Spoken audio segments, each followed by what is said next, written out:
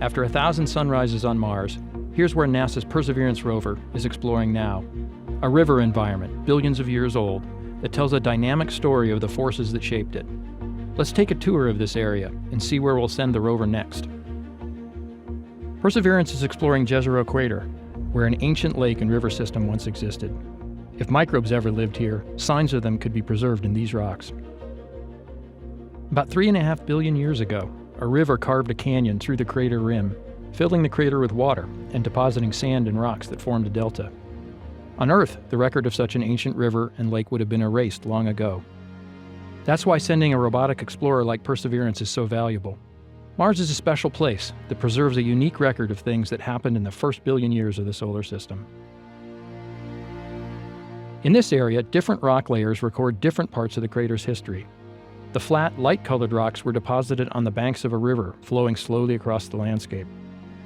The boulders in the distance were deposited later in what was likely a raging torrent. And if this peculiar outcrop caught your attention, it did ours as well. It doesn't look like sediment at all. Perhaps it's a remnant of a lava flow, now mostly eroded away.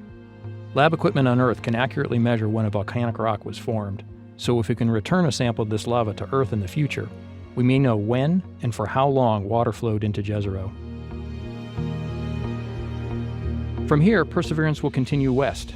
In the distance, you can trace the tops of the natural levees that formed at the near and far banks of the river.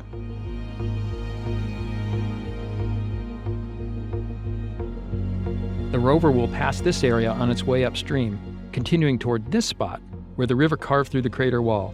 You can see the canyon on the horizon here.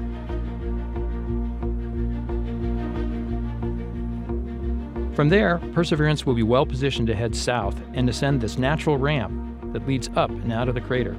We're lucky to have a route the rover can safely drive up the rim right where we need it. Starting the climb would mark a new and exciting phase of the mission, exploring rocks far older than those in Jezero and produced in an entirely different way. One tempting target are these light-colored rocks partway up the rim. They may have interacted with hot water in a hydrothermal environment, another exciting place to hunt for evidence of past life.